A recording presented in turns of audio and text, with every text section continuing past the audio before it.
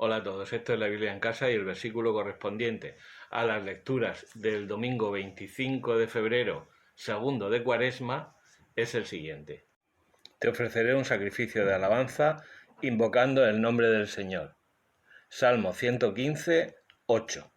O en la numeración hebrea, Salmo 116, 17. Bueno, este salmo ya lo habíamos visto en la Biblia en casa. También hemos visto versículos de las otras dos lecturas. El Salmo 116 en la numeración hebrea o 115 en la Vulgata y los 70, pues entra dentro de un conjunto de salmos que es conocido como el Halel egipcio. Halel significa alabanza y se supone que es la alabanza que cantarían los israelitas al salir de Egipto. En el ritual de la cena de Pascua, estos salmos, 113 a 118, numeración hebrea, se cantan después de la tercera copa. Esto se refleja en los evangelios, porque nos dicen los evangelios que Jesús y los discípulos, después de cantados los himnos, o después de cantado el himno, algunas traducciones dicen después de cantados los salmos, ¿qué salmos eran? Pues estos, 113 a 118. Y este Salmo 116, numeración hebrea, se incluye aquí dentro. Siempre se ha dicho que es un salmo eucarístico. Cuando digo eucarístico me refiero a la expresión griega que significa acción de gracias, ¿no? Este versículo nuestro se traduce a veces por también ofreceré un sacrificio de acción de gracias, en vez de la traducción de un sacrificio de alabanza. La Conferencia Episcopal habrá traducido sacrificio de alabanza porque así es como figura en la Vulgata de San Jerónimo, Ostiam Laudis.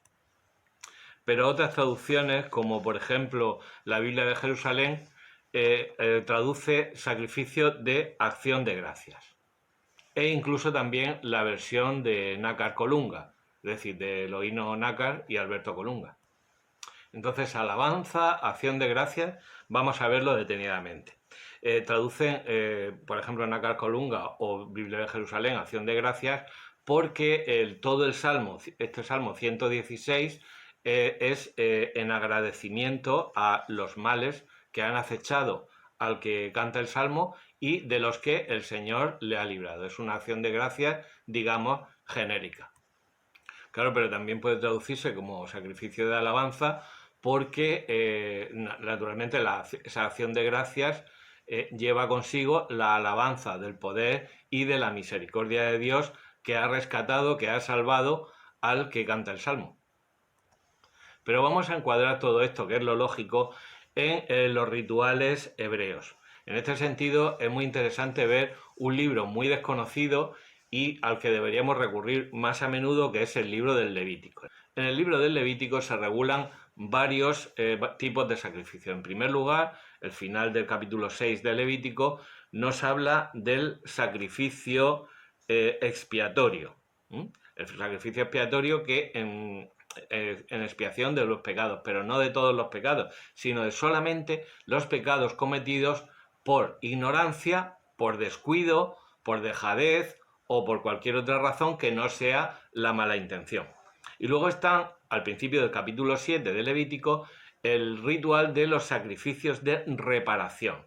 Los sacrificios de reparación no se dirigen a un pecado, sino a un delito, por así decirlo. Es decir, cuando se ha vulnerado el derecho de propiedad tanto de Dios, porque se refiere también a acciones realizadas contra las cosas santas, como de la propiedad privada.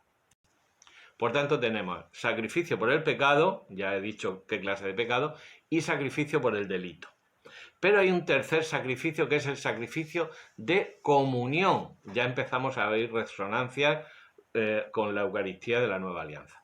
El sacrificio de comunión se distinguía de los otros dos sacrificios en que comían, porque el sacrificio era sacrificar una víctima y comérsela los sacerdotes, pero en el caso del sacrificio de comunión comía también el que ofrecía el sacrificio.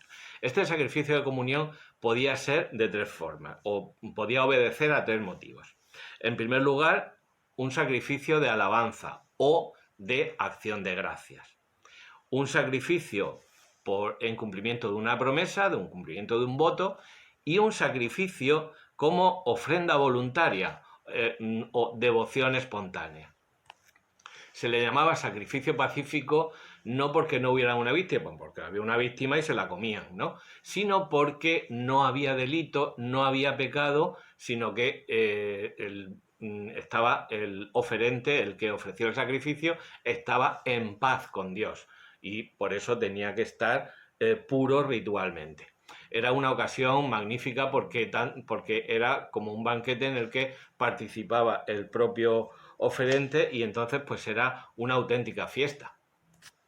Porque el que ofrecía el sacrificio comía de la víctima sagrada, ofrecida y sacrificada por los sacerdotes, y también sus parientes y amigos dentro del recinto del templo también podían comer de esa víctima. Así que vemos cómo el Antiguo Testamento va constantemente anticipando la realidad de lo que en este caso, por ejemplo, será la Eucaristía.